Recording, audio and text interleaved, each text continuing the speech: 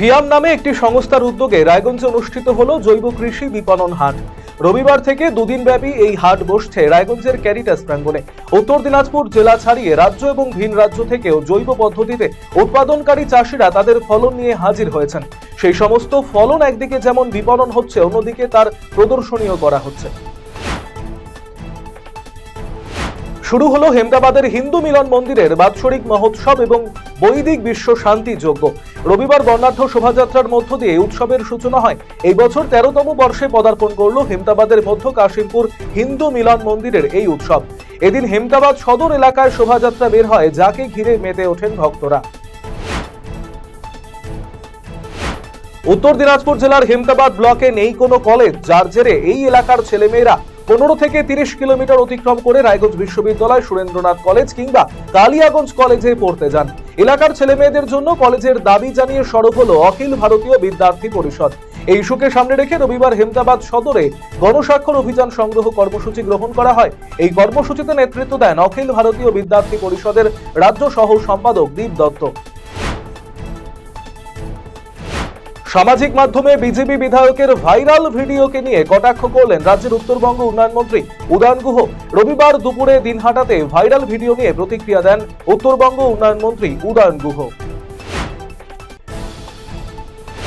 রবিবার ভোরে ডুয়ার্সের মাটিয়ালি ব্লকের পাদ্রিকুঠি এলাকায় বন দপ্তরের পাতানো খাঁচায় বন্দী হলো একটি পূর্ণবয়স্ক চিতাবাঘ। খুনিয়া স্কোয়াডের রেঞ্জার সজল কুমার দে সহ বনকর্মীরা এসে খাঁচা সহ চিতাবাঘটি উদ্ধার করে নিয়ে যায়। স্বাস্থ্য পরীক্ষার পর সেটিকে গরুমারা জঙ্গলে ছেড়ে দেওয়া হবে বলে বন দপ্তর সূত্রে জানা গিয়েছে। স্বাধীনতা সংগ্রামী বিপ্লবী ভগৎ সিং, সুখদেব এবং রাজগুরুর স্মৃতিতে শহীদ দিবস পালন করা হলো রবিবার।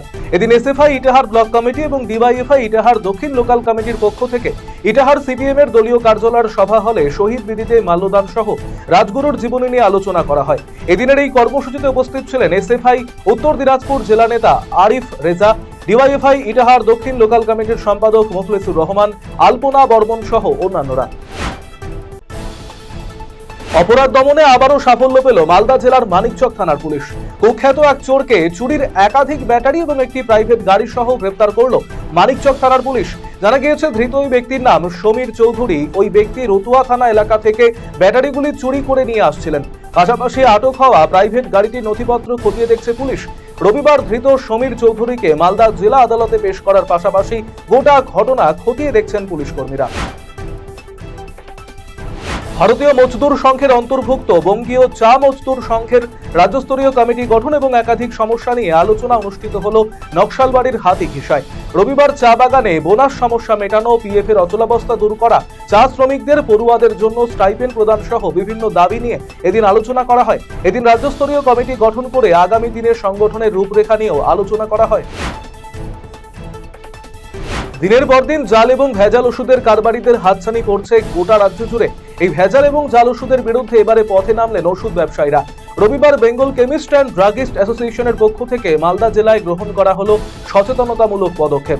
রবিবার মানিকচক থানার আইসি সুবীর কর্মকার এবং মানিকচক স্বাস্থ্য আধিকারিক অভিক শঙ্কর কুমারের উপস্থিতিতে বেঙ্গল কেমিস্ট অ্যান্ড ড্রাগিস্ট অ্যাসোসিয়েশনের উদ্যোগে অনুষ্ঠিত হলো একটি সচেতনতামূলক শিবির।